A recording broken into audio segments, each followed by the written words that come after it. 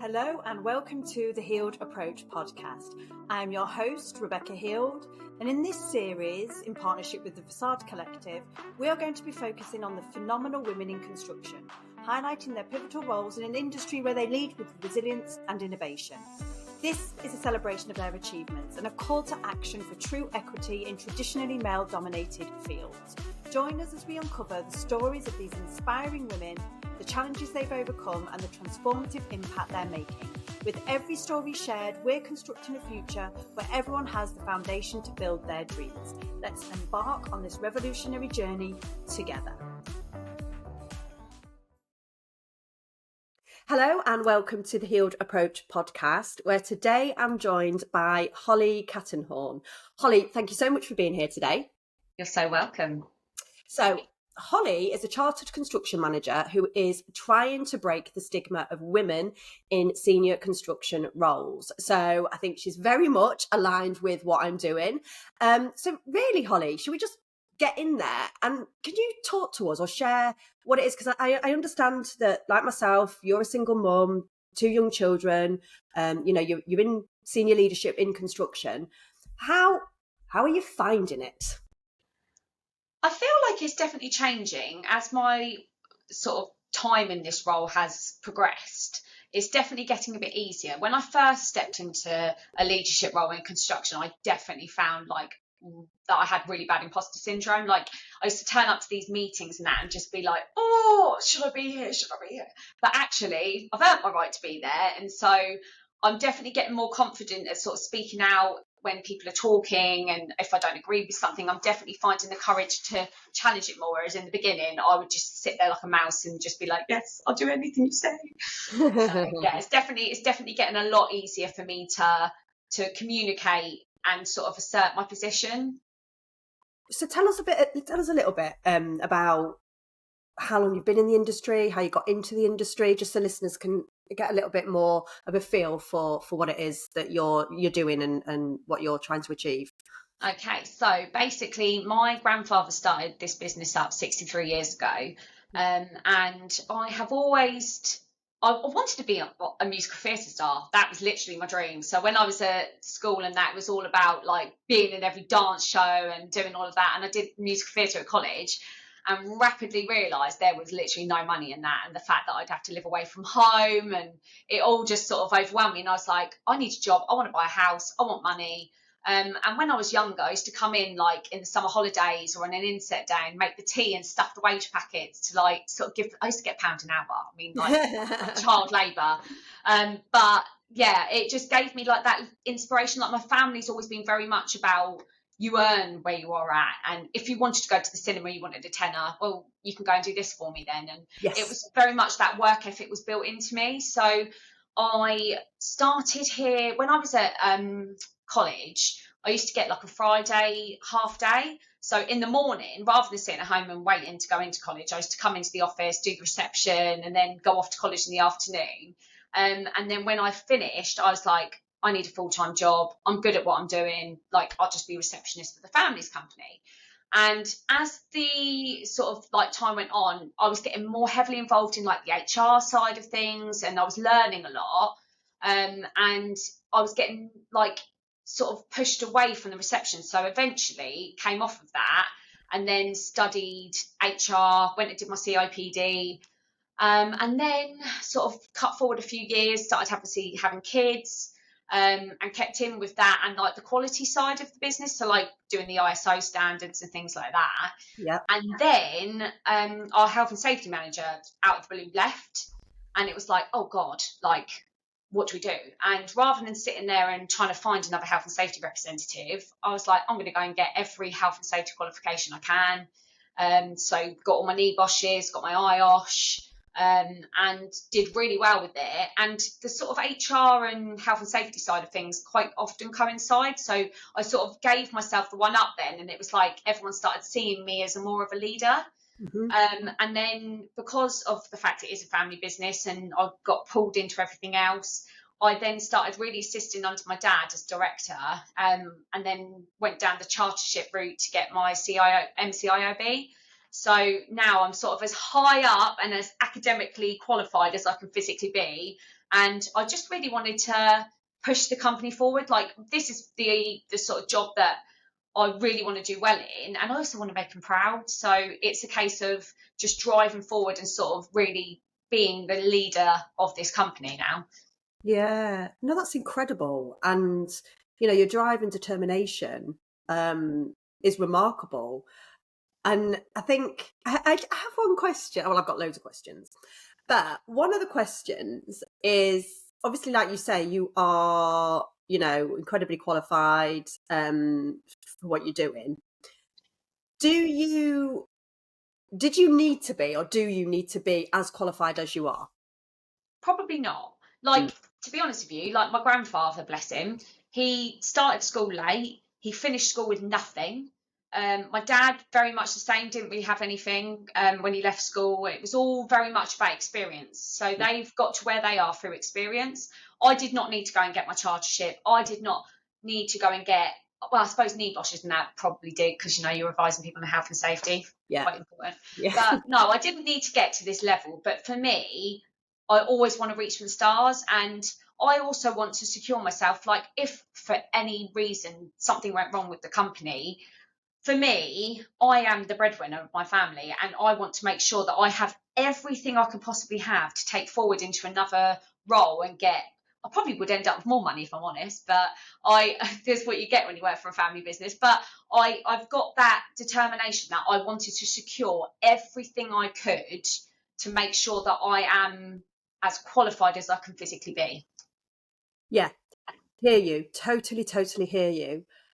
And I guess, like, I'm going to play a bit of devil's advocate here. Because do you think that, if you were not a woman, if you were not, a minority in the industry or even in the workplace, do you think it would have been the same? Do you still think that you would have wanted to make sure? The reason I ask is that I and this is something I've reflected on, I've read a lot around as well, and I feel that as women, we still have this feeling or this belief that if we don't, get every qualification under the sun, if we don't push ourselves as hard as we can, we feel somehow that we're not good enough, or that things are going to fall apart around us. So this whole idea of future proofing, Yeah, 100%.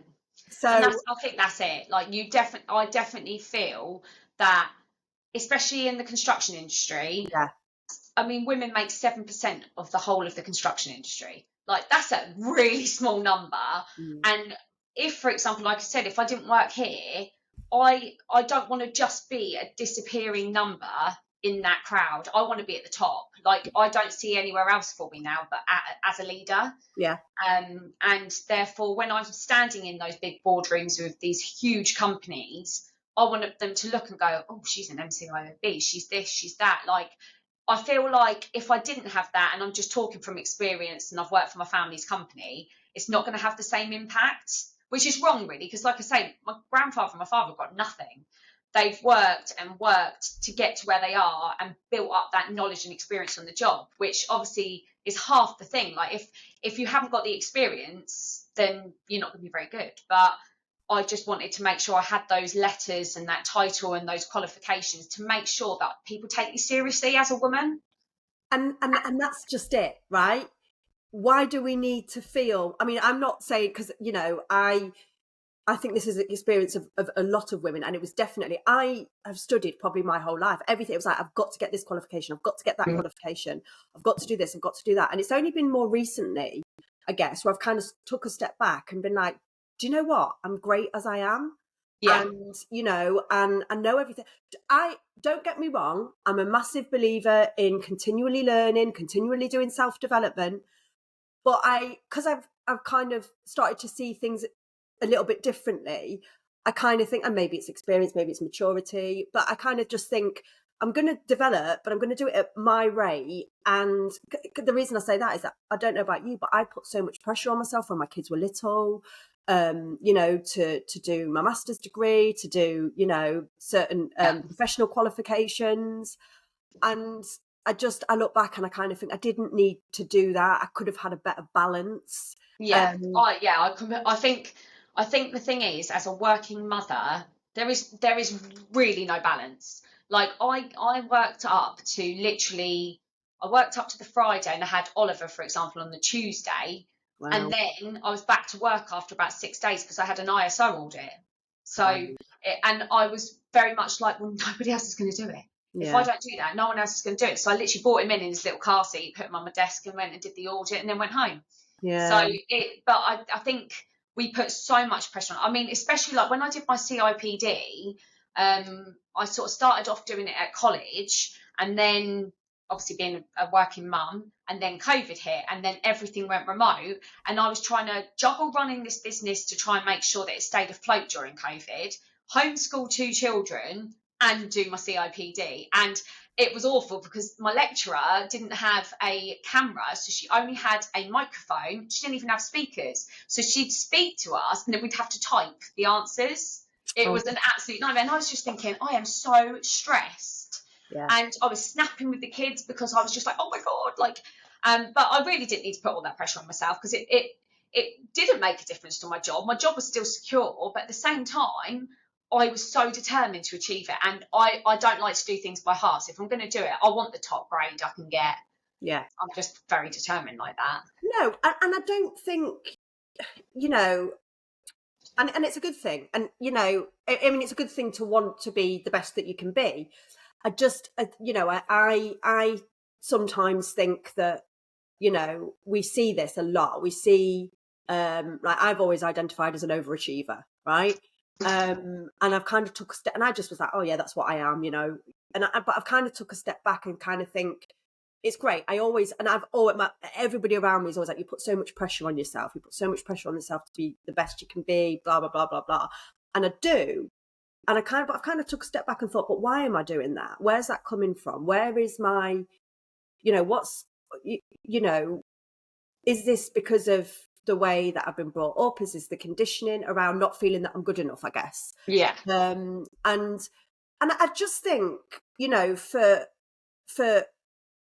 women like ourselves, you know, that are in an industry that is, you know, male intensive, there is a lot of pressure, and, you know, and there is more pressure on us to show up and do, you know, do what we're doing. And yeah, I think I would love, and I don't know about you, but I would love to let, I suppose, younger people, new people that are coming in the industry, make them aware, I guess, of some of these barriers and some of these invisible barriers that there are, so that Yeah. they can kind of make their decisions from a more informed place. Yeah.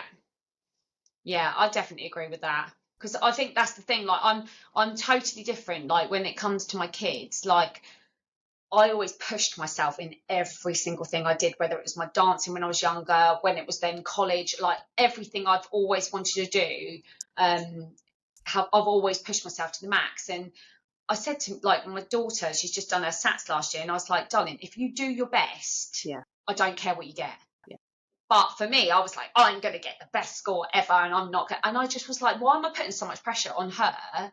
And don't get me wrong, bless her, she passed every one. But I just said to her, if you don't pass, as long as I know you've done the legwork and you have given it your all, I don't care. Yeah. Like, I just think there's so much pressure, especially like GCSEs and things like that. These poor kids that are trying to get into college and they're like nearly killing themselves to get their grades. When, I'm sorry, does it really matter if you've got GCSE maths? Probably not. But like, obviously, it's one of those tick box things that you've got to have.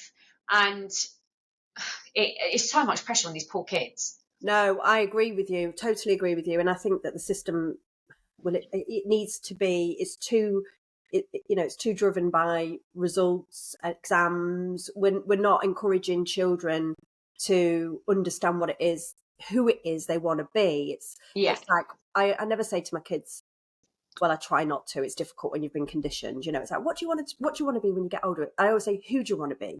You know, do you want to be, you know, do you want to be a kind, strong, you know, father, husband, you know, whatever, you know, it's not about, let's not attach our self-worth, I guess. And this is it. I always attached my self-worth to my work. Yeah. And, you know, because my work's so important to me.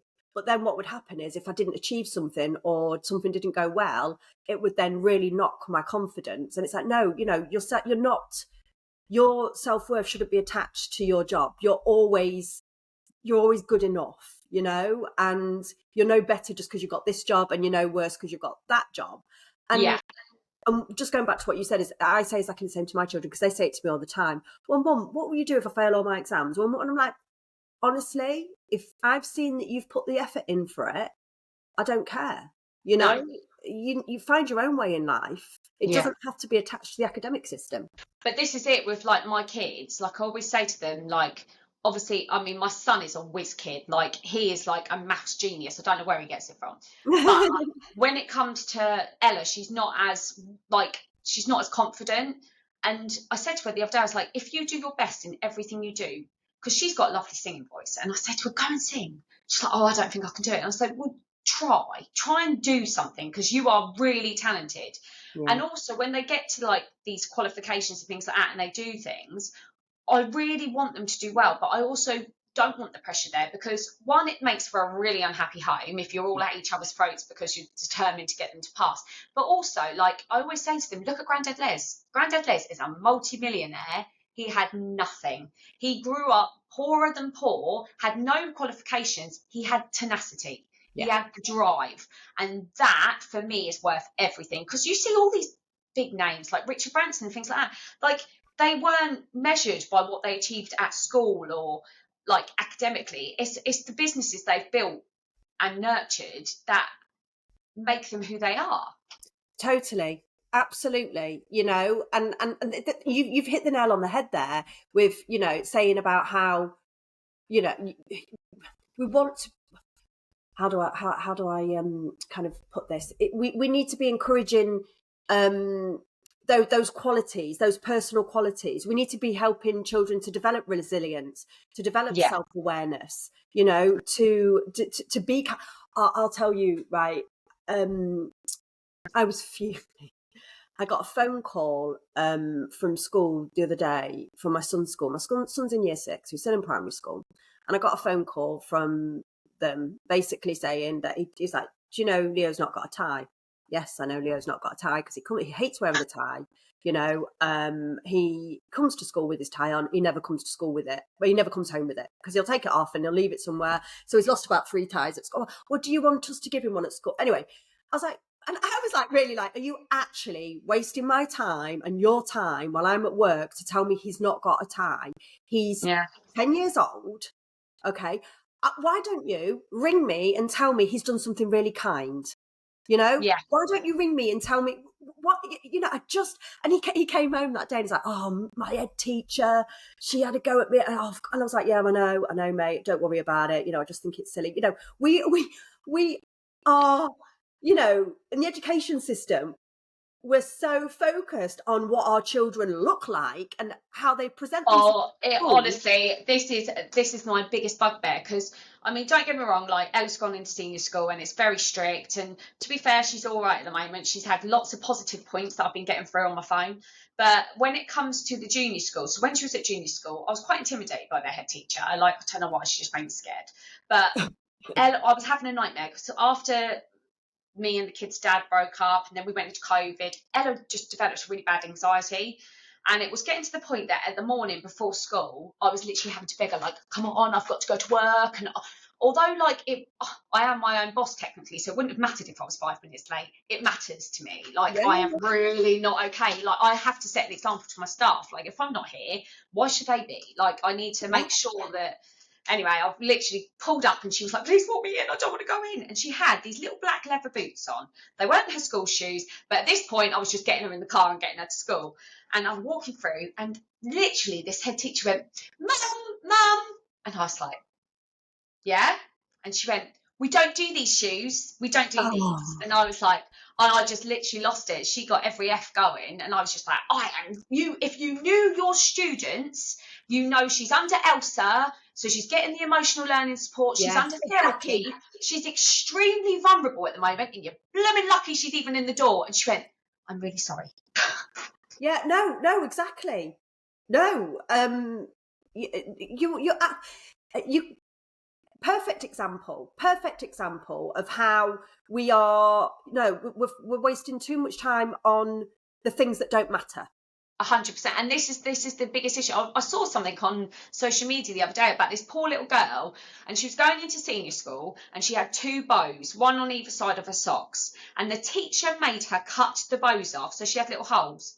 And the mum wrote the most funniest email back to this teacher and said, like, thank you so much for teaching my child that bows was such an issue, and now you've taught her all about the world of bullying, because she's now been bullied about the fact that she can't afford socks. So whilst you were educating her so fantastically about her looks, maybe you'd like to teach her about what's actually important, because clearly it matters so much that she had 2 tiny little bows on her socks, that you've now completely and utterly given her the worst start going into school.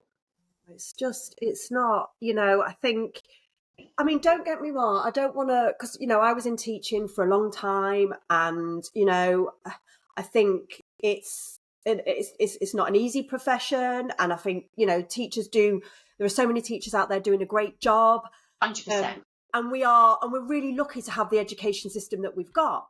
But like I said, but this is from the top down, this isn't, I think in the education system, we've got so many people trying to do the best and do the right thing.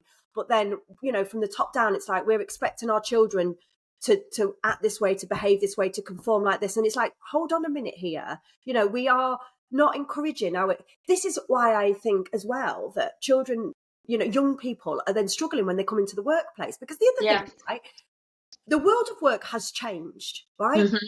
You don't expect, we're not expecting anyone to come into the office, well, very rarely, suited and booted every day, right?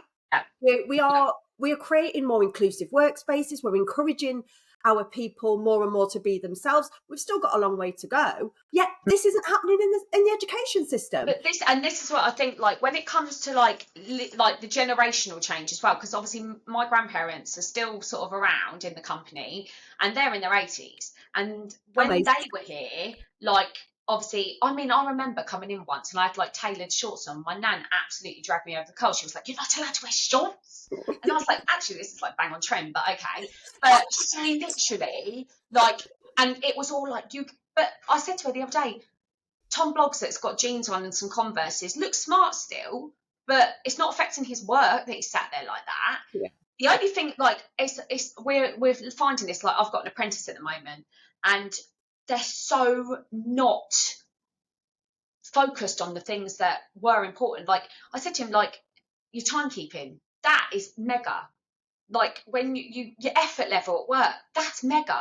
Like, those 2 things, like, it's like they don't have any idea of the real world when they've come into the working world. I mean, at 17, I had like 3 jobs. Same. And I was literally working my butt off. Whereas I just don't think now they're not generationally prepared at all for the workplace at all. No. And who was I talking to about this? I think I was talking to an architect's practice about it, actually. And they were just saying that you literally, when we're getting graduates, we are literally having to break them and put them back together again. Yeah. And I think, and like you say, we're not living in that world. Like your grandma, brilliant, love it. But that's a perfect example of, okay, that's the way it was then, but this is the way it is now. We've got more women in the workforce than we ever did.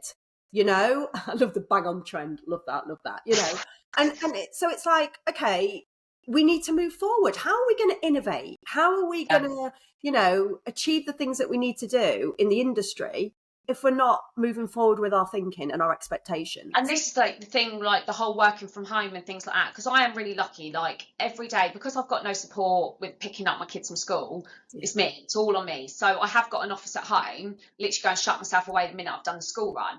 But it's still changing everyone's mentality that, I'm at work. And I put a post on LinkedIn the other day because I was on holiday for 3 weeks with my children, sort of done it all in the summer holidays to help me with childcare. But I didn't stop working the whole time I was there. Every single morning I was on my laptop before they got up, before it interfered with the day. And then when I came home, I didn't have any childcare still because their kid's dad had them the week after. So I had a whole week where I was at home, and the guilt I felt because I wasn't present in the office was so mega, because I am the leader and I should be there, but I can't. I've got 2 children to fend for. So it's a case of like breaking the mold. And that's what I said. I am here. I'm still as accessible. I'm still present. It probably more so because I've not got all the distractions of the office or going out on site. But it's just that I had mum guilt for being at home and the kids just being on their tablets. I had work guilt because I wasn't present in the office. I was still doing my job. I know I was just doing the best I could. This is the perfect example of the juggle and the struggle that women are having right now, in the workplace. And it's got to change. Yeah, it's too much. It's just too much for anyone to cope with. I think everything you've said there, it resonates massively with me. And I know it's going to resonate with a lot of people. Although I went on holiday, I only went for a week. I didn't take my laptop and I didn't do a single piece of work.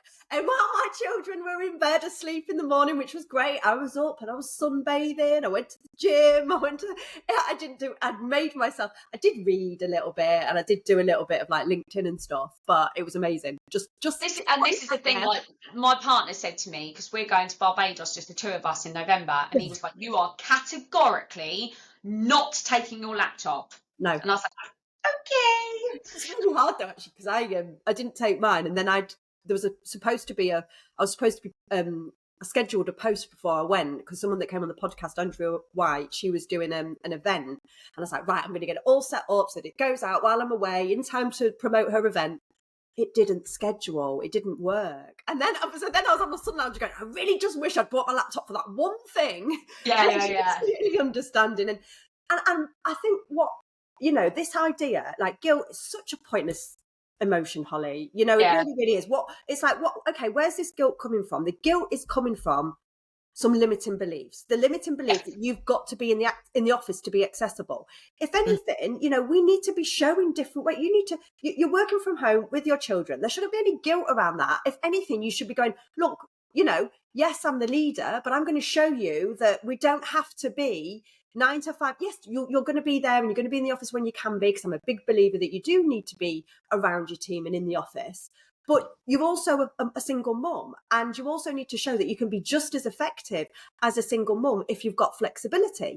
There's still this, it's so deeply ingrained in us that all of a sudden when you become a mother or a father, but it's usually, let's be honest, it's usually when you become a mother, you're suddenly not as valuable as an employee, because you're going to have more time off sick, or and it's like, no, I like you.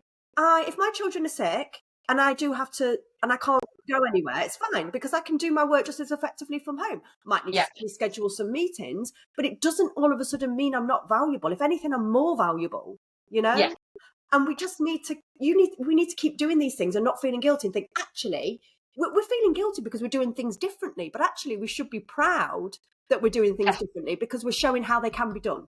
100%. Like my role as a mum, for me, I never thought I'd have kids. So to be a mum, I treasure it. Every single day I count my blessings for those two. And if they need me, nothing else matters. I can still do my work. Like, they're in bed, they're poorly, I'm sat on my computer. They might say to me, Mum, can you get me some soup? They're not going to bother me. It's pretty much, to be honest with you, I could probably leave the house and go on holiday and my kids wouldn't even notice I was gone half the time. Like Roblox and Fortnite or whatever, they'd be fine. But I'm really proud. Like, I'm going into my daughter's senior school in a minute, because one of the things I'm really passionate about is I'm working with an event called iConstruct, which basically encourages kids to come into this event. They speak to all these like top companies that are groundworks, civils, plant, and they can talk to these big chiefs of these companies and then present back like on a scenario of a Nightingale hospital. I was involved in it. I've been involved in it for this has been my 3rd year, and it's such an amazing event. And I'm trying to get my local schools into it, because I'm like, come on, this is like a free event, and I want to be like pulling in people from my area. So I'm actually going into the school. And my daughter's in year 7, but my best friend's daughter's in year 11. She's like, Auntie Holly, when you coming in? And I was like, well, I'm coming, and I'm going to try and talk to these kids, because I don't think, especially when I did the event last year, we had all the lads coming around from all the various schools, and they're all obviously in their teens. And there was a couple of all-girls schools. And I tell you what, some of those girls knocked the boys out of the park. And I was like, go on, girls. Like, I want to encourage females to see construction as a career path, because I'm telling you now, like I Yeah. look at some of the, and I think it's horrible. Like I've got quite a few single mums around me, and a lot of relationship breakdowns and things like that. And some of them are really struggling, and I feel for them. But that wasn't going to be me. I wanted to ensure that my lifestyle and my kids' lifestyle was the same. I mean, like I've been separated from the kids' dad now for like 5.5 years, and I've taken them to Florida 3 times since we've been separated. Like Oh, some people don't dream of doing that in once or twice in a lifetime. And I yeah. say to the kids all the time, you're so lucky. But the reason mummy works that hard Yes. and I'm not always present is because we do stuff like this. And you are, and I'm really proud. Like sometimes when I've picked them up and I might be coming from site and I'm in my high vis trousers, which I do not care. Like they're like, I think they see it as pride. Like they're like, she's working hard. But I mean, Ella encountered like quite a negative comment with a friend she'd fallen out with, and the mum went, "Why is your mum always so dressed up for the school run?" And Oh, this is a you did mum. you did a I post about posted this. about that, yeah. And I Yeah. was like, she was really upset about it. And I was Yeah. like, do you know what, Ella? I'd love to go and ask a panel of women and say, what do you think I do? I bet none of them would say I run a tarmac company. No. No. So, and one of the things I love is my fashion. So, therefore, I'm going to dress myself up. I'm going to have my hair done. And it doesn't have to mean that I'm in high vis boots all the time and I've got my hair stuck on the top of my head with my hard hat. Like, No. it doesn't have to be that way.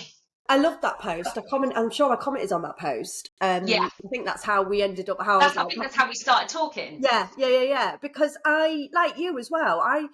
I'm so much you've said there. So much you've said there that is, again, I think you're very much like me. My kids have probably got a better lifestyle like you now that I've left their dad, and I'm doing better than I ever thought I could, and giving them more than I ever thought I could. And the same as you, it's like if they ever say to me, "Why are you working? Why do you work so hard?" Although they're really proud, I'll be like, so that you can have everything that you've got. And I think that is a really, we're really good female role models. I Yeah. want to bring my boys up, to be better men, because Yeah. we need better men out there. But anyway, We do. yeah, we do.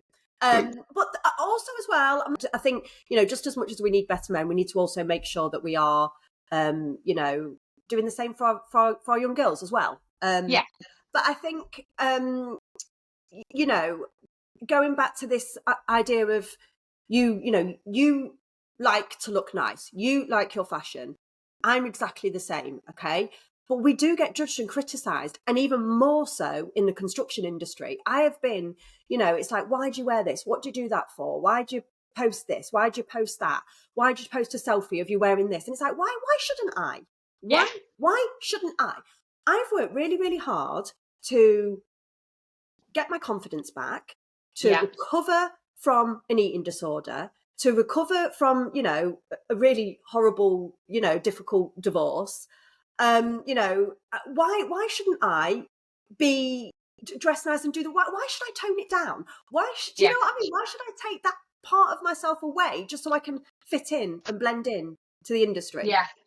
Yeah. You know? And that's the thing. Like I like go like it's so funny. Like I must look like an absolute tit coming to like site because like I come in and I'm dressed up with my high heels and I'm getting changed into my high vis in the back of my car, like leaning on the back, doing my boots up, and I love it. Like I just love that I get the best of both worlds because I am one of the lads. Like I love being out on site and I have such good banter with our blokes. We've got such a great workforce, and it's taken me like a long time, I think, to gain their respect as an equal. And now they see me and they tell me more than they do my dad, like as their boss. Like they will relate to me and be like, "Oh, can you have a chat about this?" And I'm like, "Yeah, no problem," because they know I'll do it. You've hit some really, really poignant points there. The first one, in terms of, it is a shame that as women we have to work harder to prove ourselves, to show that we are, and it's great that you've done that, but it is a shame, that we do need to. This is what I'm doing, this is what I'm trying to do with my business. I'm trying to, create cultures where it's not so difficult for women to prove their worth and their value, 100%. because they don't look like the ideal worker, because the ideal worker has historically been a white man of a certain age, but that's not the way it is anymore. Okay. No, it is not. But also as well, I think the point that you've made there about how the men will come to you and talk to you more, I think that is exactly why we need more diversity. That's why we need more women on site. You know, that's why we need more women in the industry. And we're not getting them, we're not, you know, because they don't want to be. It's always like, oh yeah, but women don't want to be. And I'm like, no, some women don't, but some women do. But, you know, we need to change the culture because it's difficult for them on site. Yeah. You know? But if we have them, it's going to be better for everybody. You know, we've got such an issue with mental health in the industry because men don't talk about things. They keep them inside. They keep, you know, I was hearing again the other day about somebody, who was it? Again, a colleague's friend who in the industry killed himself. You know, you hear it all the time. You just never would have expected it. It's just, you know, and it's like, but if there are more women on site, men are going to talk more and open up more. And because a lot of men will come to me and say the same thing, like, oh, I can't talk about this with the lads, but I can talk about it to you. And it's also having those women in leadership positions because, you know, I spoke to a lot of men in executive leadership positions and they've said, well, we've got women, you know, we've got more women in the industry, in the business, but they're not at the same level. And I don't feel I can talk. Whereas if there were women on my level, you know, at board level, executive level, I would feel that I can talk to them. But often they'll get me to mentor or coach them because they haven't got that, you know? Yeah. No, I completely get that. It's taken me a long time to find my voice at the top and actually be confident in what I've got to say. And even now, like sometimes I sit in these meetings and I'm almost like, come on, you can say it, you can talk. And I almost have to like coach myself into being like, speak up, like say something. Like I did the other day actually, because I went to I'm part of the Hampshire Construction Training Association, and it's a great association, but it was World Suicide Prevention Day. And at the moment, I'm going for a really difficult situation with my sister. She works for us. She's absolutely fantastic at her job, but she's really suffered from mental health all her life, and it's never really been treated. This lady was doing this talk about, like she was on Teams presenting to us in the room, and I had a really stinking migraine. I haven't really been sleeping, and she started talking about, as employers, it's our duty to signpost people to the right mental health facilities, and I just literally was like, well, that's crap. She went, sorry? And I was like, well, I said, that doesn't work. That doesn't always work. Like, I've tried pinpointing these places for my sister and it hasn't worked. And we've had to take drastic action to protect her now. And I've come up against so many stumbling blocks and I'm learning so much from her. And also, like, I have had members of our workforce that have been really struggling with their mental health, and I've been on the phone all hours of the night texting him and making sure like that he's okay, and because I really value them as people, not just our employees. But I'd be gutted if anything happened. Like, I've always had this horrible fear with my sister because of how poorly she's been all her little life. She's 28 now, so she's as old as I was when I was getting divorced. But we're just totally different people, and she's almost like my third child. Like, I just want to protect her, and there's just so little help for mental health. And obviously, like you say, the construction industry is the worst for it. Like, we've got such a high rate of suicide, mainly in men. But again, they don't feel like they can talk. And this is what I'm saying. I said to my sister, like, we need to take something positive from here and actually turn this around and actually make it more inclusive to talk. Because it's just terrible. Like, my ex-husband would be the first to admit, like, he's only just now said sorry to me about certain things that he put me through years ago. And it's because he's been talking to these mental health groups, and he has honestly done so much work on himself, and I'm so proud of him because it's making him a better father. Like, he is more accepting. Like, my daughter is hard work sometimes with her anxiety, and he is more accepting of it because he's doing the legwork himself, because he wasn't brought up where emotion was okay. He didn't really express it very well, and so he just shut down, and the end of our marriage was horrendous.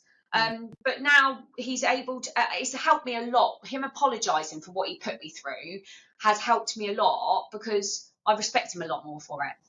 That's amazing. It's good that you've got that, because not everybody gets that. And I think, you know, sometimes, you know, in the majority of cases, I think people have to acknowledge that they're not necessarily going to get that.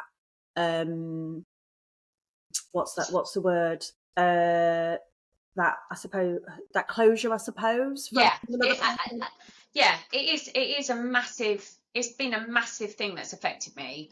And some of it, I think I'd honestly put to the back of my mind because it was so traumatic to me that, and I haven't had time to sit and wallow in my self-pity, because I knew my aim when we got divorced, or were going through our divorce, I did not want my children to lose their house.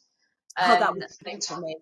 That I was just sat down and thought, how can I do this? Like, I'm taking on all this, I need to buy them out, I need to take on all this mortgage. And it really frightened me. And I can honestly say, if it wasn't for my job in construction, I would not be able to afford the life that I've got and be able to keep the children's home, which is what the paramount priority was for me.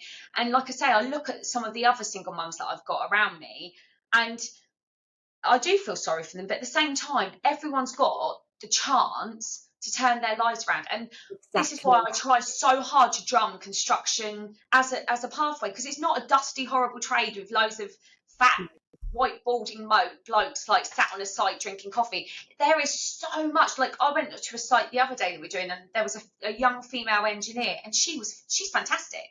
Like, and it, like I say, look, when I went to this construction event last year with these young girls, they're all like sort of still at school, and some of the blokes, literally the little lads, they look like, oh, they look so scared of me, and I was like, oh, come on, boys. But these girls, some of them had really done their prep work. They'd researched, they were looking at all the different career paths. And what we're actually doing this year is actually having a women in construction stand, because I said I think it's really important, like, to promote women in this industry is so important, because otherwise, like, I mean, I don't know, like, unless what you're going to do, hairdressing, nails, like, they limit themselves to stuff that they think only a girl should do, and this where is, actually there's a big wide world out there and serious money to be made. but this is exactly, you know, I just want to make this point before we wrap it up. One, by the way, I was in exactly the same situation when I was getting divorced. I was like, and I had to fight. I remember there was a court order telling me I had to sell the house. My solicitors were like, just give it up. But same as you, my one, not straight away, but, you know, my one goal, because they'd been through so much trauma, my one goal was to keep my children in the house they felt safe. And I, like you, if it wasn't for my business, that never would have happened, because I had to buy him out, etc.